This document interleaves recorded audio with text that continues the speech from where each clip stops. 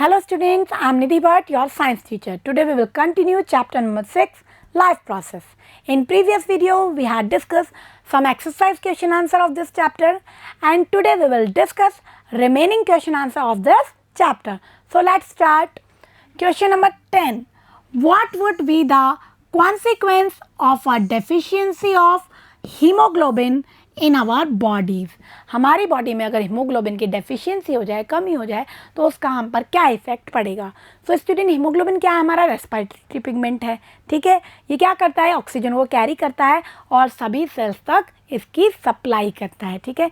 तो अगर हीमोग्लोबिन की डेफिशिएंसी हो जाएगी, कमी हो जाएगी, तो ऑक्सीजन कैरिंग कैपेसिटी भी डिक्रीज़ हो जाएगी और हमें क्या फील होगी? वीकनेस, क्योंकि ऑक्सीजन अगर सेल्स को प्रॉपर नहीं मिलेगी तो सेलुलर रेस्पिरेशन नहीं होगा ढंग से और एनर्जी जनरेशन भी नहीं होगा, तो हमें क्या लगी? हर टाइम फटीग, हमेशा थकान फील होगी, ठीक है, वीकनेस फील होगी, ठीक है। तो कई बार आप डॉक्टर के पास जाते हैं और कहते हैं बहुत ज़्यादा वीकनेस हो रही है, ठीक है, और बहुत ज़्यादा बीमार रहता है कोई बच्चा, तो डॉक्टर क्या कहता है? हीमोग्लोबिन टेस्ट कराओ कि हीमोग्लोबिन कहीं कम तो नहीं है, ठीक है। तो देखेंगे student, due to the deficiency of haemoglobin in blood its oxygen carrying capacity decreases, तो ऑक्सीजन कैरिंग कैपेसिटी डिक्रीज हो जाएगी। As a result the production of energy by oxidation will become slower, तो एनर्जी प्रोडक्शन भी क्या होगा? Slower. भाई जब ऑक्सीजन ही सेल्स को प्रॉपर नहीं मिल रही है तो वो एनर्जी प्रॉपरली जनरेट नहीं कर पाएंगी, ठीक है।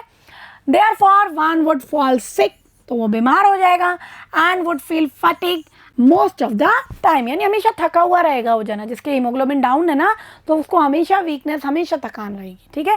इसीलिए आपको बहुत ज़्यादा बैलेंस डाइट लेनी चाहिए, आयरन रिच फूड खाना चाहिए ताकि हमारा हीमोग्लोबिन अच्छा बना रहे, ठीक है। Now the next question is describe double circulation of blood in human being, why is it necessary?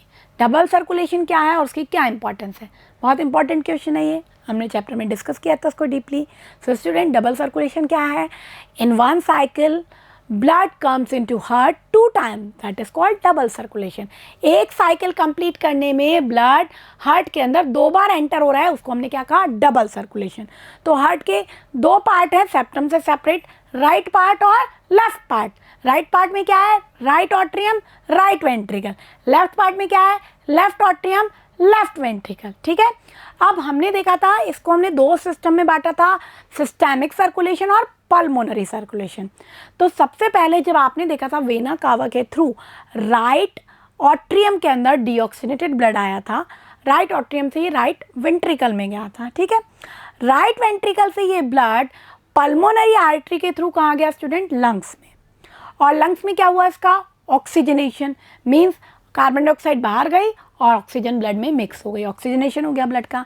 This oxygenated blood through pulmonary vein carry into left atrium, ठीक है। तो राइट वेंट्रिकल से गया, पल्मोनरी आर्टरी के through गया और lungs में गया। लंग्स से कहाँ आया? वापस पल्मोनरी वेन के थ्रू लेफ्ट ऑट्रियम में, ठीक है। हार्ट से लंग्स, लंग्स से हार्ट, इसको हमने कहा था पल्मोनरी सर्कुलेशन, ठीक है। अब लेफ्ट ऑट्रियम से कहाँ जाएगा? लेफ्ट वेंट्रिकल में। लेफ्ट वेंट्रिकल से आउटा के थ्रू पूरी बॉडी में सप्लाई होगा, पूरी बॉडी में ब्लड के थ्रू क्या होगा? ऑक्सीजन का सप्लाई होगा। ऑक्सीजन यूज़ करके सेलुलर रेस्पिरेशन कर लेंगे और कार्बन डाइऑक्साइड ब्लड में मिक्स कर देंगी। इस कार्बन डाइऑक्साइड रिच ब्लड को पहले वेन्स कैरी करेंगी, वेन्स आगे जाके ज्वाइन होगी वेना कावा में, और वेना कावा इसको लेके आएगी फर्दर हार्ट में, हार्ट के राइट ऑट्रियम में। यानी लेफ्ट वेंट्रिकल से स्टार्ट हुआ, हार्ट से गया बॉडी में, बॉडी से आया वापस हार्ट में, हार्ट से बॉडी में, बॉडी से हार्ट में। इसको हमने कहा सिस्टेमिक सर्कुलेशन। तो देखेंगे students, the double circulatory system of blood flows refer to the separate system of pulmonary circulation and the systemic circulation। किससे मिलकर बना है? पल्मोनरी और सिस्टेमिक सर्कुलेशन। तो समझेंगे students, the adult human heart consist of 2 separated pumps. 2 separated pumps है, right वाला अलग है, लेफ्ट वाला अलग है। राइट वाला क्या कर रहा है? डीऑक्सीजनेटेड ब्लड को पंप कर रहा है, और लेफ्ट वाला क्या कर रहा है? ऑक्सीजनेटेड ब्लड को पंप कर रहा है, ठीक है। The right side with the right atrium and ventricle which pumps deoxygenated blood into the pulmonary circulation. तो ये क्या करता है, पल्मोनरी सर्कुलेशन में ब्लड को भेजता है। एक बार मैं आपको रिवाइज कराऊंगी एक फ्लो चार्ट बना करके। सपोज ये हमारे हार्ट के 4 चैम्बर्स हैं, that is right atrium, that is left atrium, right ventricle और लेफ्ट वेंट्रिकल। तो स्टूडेंट देखेंगे पल्मोनरी सर्कुलेशन, वेना कावा से डीऑक्सीजनेटेड ब्लड ये राइट ऑट्रियम में आया था और राइट वेंट्रिकल में गया था। अब यहाँ से स्टार्ट करेंगे, राइट वेंट्रिकल से ये सारा डीऑक्सीजनेटेड ब्लड कहाँ जाएगा स्टूडेंट, लंग्स में जाएगा। किसके थ्रू जाएगा, पल्मोनरी आर्टरी के थ्रू। ठीक है, पल्मोनरी आर्टरी एक आर्टरी है जो डीऑक्सीजनेटेड ब्लड कैरी करती है, बाकी सभी आर्टरी ऑक्सीजनेटेड ब्लड कैरी करती हैं। ठीक है, याद रखनी है बात। अब लंग्स में क्या हुआ, इसका ऑक्सीजनेशन हुआ। ऑक्सीजनेशन के बाद ये ऑक्सीजनेटेड ब्लड पल्मोनरी वेन के थ्रू कहाँ आ गया स्टूडेंट, लेफ्ट ऑट्रियम में। तो स्टूडेंट हार्ट से गया लंग्स में, लंग्स से वापस कहाँ आया, हार्ट में। ये कौन सा सर्कुलेशन हुआ, ये हुआ हमारा पल्मोनरी सर्कुलेशन। ठीक है, अब लेफ्ट ऑट्रियम से स्टूडेंट्स ये जाएगा लेफ्ट वेंट्रिकल में, और लेफ्ट वेंट्रिकल में आउटा के थ्रू ये जाएगा पूरे बॉडी पार्ट्स में। ठीक है, और बॉडी से जब ये डीऑक्सीजनेटेड हो जाएगा, ऑक्सीजन तो यूज़ कर ली ना सेल्स ने, तो इस डीऑक्सीजनेटेड ब्लड को वेना कावा कैरी करके लाएगी। सभी ऑर्गन से वेन निकलेंगी जो वेना कावा में ज्वाइन हो जाएंगी वापस से राइट ऑट्रियम। तो ये वाला जो सर्कुलेशन है हार्ट से बॉडी और बॉडी से फिर हार्ट, ये क्या है स्टूडेंट, सिस्टेमिक सर्कुलेशन। तो देखेंगे the oxygenated blood reenters the left side of the heart. पहले ऑक्सीजनेटेड ब्लड लेफ्ट साइड में आया है ना, थ्रू द पल्मोनरी वेन के through and into the left atrium, left atrium में आ गया and passes to the left ventricle, left atrium से कहाँ गया, लेफ्ट वेंट्रिकल में, where it is pump to the rest of the body, और फिर कहाँ गया, पूरी बॉडी में। This part of circulation is called as systemic circulation. तो इस वाले पार्ट को हमने क्या कहा, जो हार्ट से बॉडी में फिर बॉडी से वापस हार्ट में है, उसे हमने कहा systemic circulation. This type of circulation is called double circulation. ये कैसा सर्कुलेशन है, डबल सर्कुलेशन। ठीक है, जिसमें हमने देखा एक साइकिल कंप्लीट होने में, ये पूरा एक साइकिल हमने अभी डिस्कस किया है, ब्लड हार्ट में 2 टाइम्स एंटर हुआ है, तो ये क्या है, डबल सर्कुलेशन। इसकी क्या इंपॉर्टेंस है, इसके कारण जो हमारा ऑक्सीजनेटेड और डीऑक्सीजनेटेड ब्लड है वो एक दूसरे से कम्प्लीटली सेपरेट रहता है और ऑक्सीजन का सप्लाई बहुत इफ़िशिएंट तरीके से होता है, जिससे ऑर्गेनिज्म की, ह्यूमन बीइंग की हाई एनर्जी डिमांड को कंप्लीट किया जा सके। ठीक है, तो देखेंगे the advantage of a double circulation is that a highly efficient supply of oxygen to the body. This is useful in case of humans who constantly need energy to maintain their body temperature. तो human being को body temperature maintain करने के लिए भी energy चाहिए। ठीक है, तो उस एनर्जी के लिए इनकी एनर्जी डिमांड बहुत ज़्यादा बढ़ जाती है। तो डबल सर्कुलेशन से बहुत ज़्यादा इफ़िशिएंट मैनर में ऑक्सीजन सप्लाई होती है और मैक्सिमम एनर्जी फॉर्मेशन हो पाता है। ओके स्टूडेंट, तो ये हमारे डबल सर्कुलेशन की इंपॉर्टेंस थी। ठीक है, next question is what are the differences between the transport of material in xylem and phloem. Xylem और फ्लोएम के बीच में मटेरियल का ट्रांसपोर्ट में क्या क्या डिफरेंस है। तो स्टूडेंट याद करेंगे प्लांट्स का ट्रांसपोर्ट सिस्टम जो कि 2 वैस्कुलर टिश्यू से बना हुआ है, जाइलम और फ्लोएम। जाइलम क्या करेगा, वाटर का ट्रांसपोर्ट करेगा, और फ्लोएम क्या करेगा, सॉल्युबल फूड प्रोडक्ट और जो अदर एमिनो एसिड हार्मोन्स हैं इनको ट्रांसपोर्ट करेगा। तो देखेंगे students, first point, xylem conducts water and dissolve mineral from roots to leaves and other body parts. Xylem water और मिनरल का ट्रांसपोर्ट करेगा मेनली रूट्स से लीव्स की तरफ, क्योंकि रूट्स ही एब्जॉर्ब करेंगी वाटर को सॉइल से और वाटर के साथ साथ मिनरल्स को, उनको लीव्स तक पहुंचाना है ताकि वो फोटोसिंथेसिस में यूज हो सके। तो ये काम कौन करेगा, xylem. Next, phloem conducts prepared food material from leaves to other parts of plant in dissolved form. ठीक है, फ्लोएम क्या करेगा, जो फूड प्रोडक्ट फॉर्म हुए हैं और उसके अलावा कुछ अदर प्रोडक्ट्स भी होते हैं, एमिनो एसिड एक्सेट्रा, हार्मोन वगैरह, उनको लीव्स या जो भी पार्ट में वो स्टोर है वहाँ से अदर बॉडी पार्ट में पहुँच जाएगा। ठीक है, next point is in xylem the transport of material takes place through vessels and tracheids which are dead tissue. तो जाइलम का जो मेन पार्ट होता है ना वो डेड टिश्यू होता है स्टूडेंट। जाइलम किस किस से बना था, vessels, tracheids xylem fibre and xylem parenchyma. Xylem parenchyma के अलावा जो सभी पार्ट्स हैं ना जाइलम के वो डेड हैं, ठीक है। तो इनके थ्रू वेसल्स और ट्रैकीड्स के थ्रू मैंने बताया था आपको एक कंटिन्यूस चैनल बनता है रूट, स्टेम और लीव्स के जाइलम का, और वही वाटर को ट्रांसपोर्ट करता है। तो मेनली कौन यूज हो रही है इसमें? डेड सेल्स, ठीक है।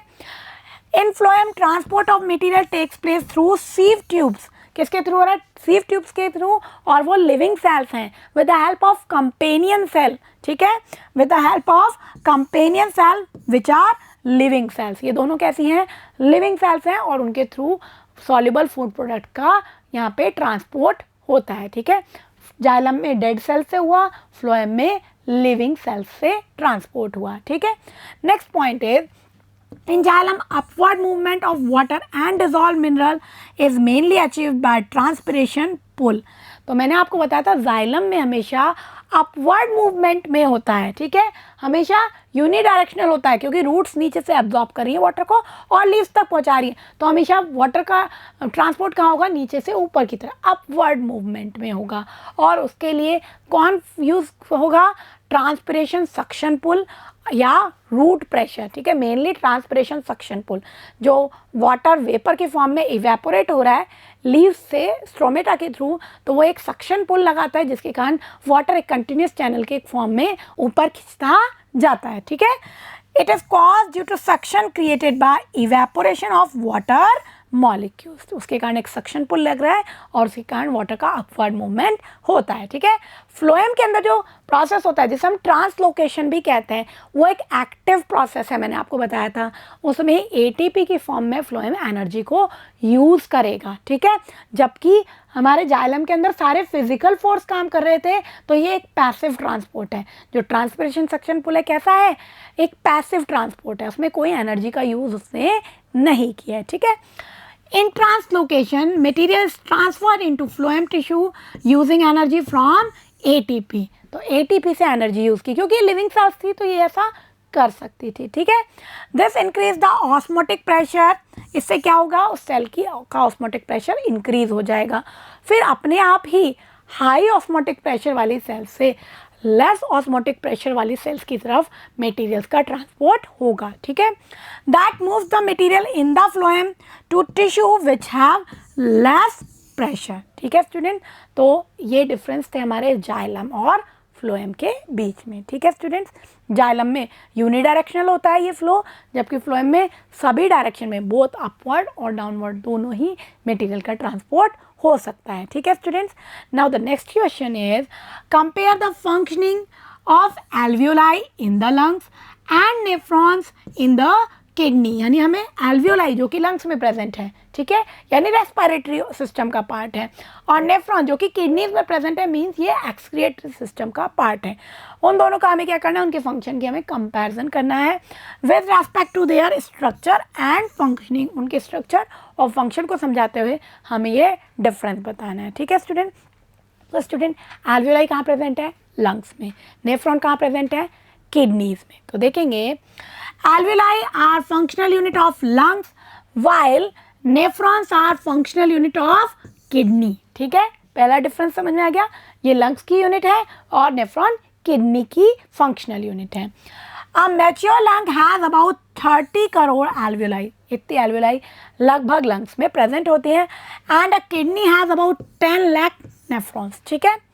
थर्ड, एल्वियोलाई क्या करेगी? Gaseous exchange. हमने देखा था जो भी हम रेस्पिरेटरी ट्रैक्ट से एयर अंदर इनहेल करते हैं उसमें से ऑक्सीजन कहाँ जाएगी? ब्लड में, और ब्लड जो डीऑक्सीनेटेड ब्लड लाया है और ब्लड जो कार्बन डाइऑक्साइड कैरी करके लाया है वो कहाँ जाएगी? ब्लड से हमारी एल्वियोलाई में, ठीक है। So alveoli provide a wide surface for gaseous exchange. यहाँ क्या होगा? Gaseous exchange. और नेफ्रॉन में क्या होगा? यूरिन का प्रोडक्शन होगा, मींस ब्लड का फिल्ट्रेशन होगा, ठीक है। The surface area of nephron is not much more, और नेफ्रॉन का सरफेस एरिया एल्वियोलाई जितना इंक्रीज नहीं होता है, ठीक है students. Now the next point is the exchange of oxygen and carbon dioxide takes place through the network of capillaries in the alveoli। यहाँ क्या होगा? ऑक्सीजन और कार्बन डाइऑक्साइड का एक्सचेंज होगा बिटवीन कैपिलरीज एंड एल्वियोलाई। उन दोनों के बीच में ऑक्सीजन और कार्बन डाइऑक्साइड का एक्सचेंज होगा, ठीक है। Now function of nephron is the blood is entered here, blood इसमें एंटर होगा, और हमने देखा था नाइट्रोजनस वेस्ट क्या होंगे, फिल्टर होंगे, and nitrogenous waste into the form of urine by collecting duct. तो यहाँ पे क्या होगा, यहाँ तो गैस एक्सचेंज होता है एल्वेओलाई में, जबकि यहाँ क्या होगा, ब्लड एंटर करेगा, उसका फिल्ट्रेशन होगा, और उसमें से नाइट्रोजनस वेस्ट कहाँ चले जाएंगे, हमारे जो नेफ्रॉन है उसके इंटीरियर पार्ट है, जो ट्यूबुलर पार्ट है, वहाँ चले जाएंगे, और यूरिन का प्रोडक्शन होगा, और वो यूरिन जाके कलेक्टिंग डक्ट में जाएगा, और आगे जा कर के यूरिनरी ब्लैडर में जाएगा, और वहाँ से बॉडी के बाहर एक्सक्रिएट होगा। ठीक है, तो दोनों का फंक्शन भी डिफरेंट है। Okay student, so these are the difference between alveoli and nephron. Okay student, so students हमारे जो सभी क्वेश्चन थे इस चैप्टर के वो कंप्लीट हो गए हैं। आई होप सभी क्वेश्चन आपको अच्छे से समझ में आएंगे, इनको अच्छे से लर्न करेंगे। In next video we will start a new chapter. Okay, तब तक इसको पढ़ते रहिए। Thank you.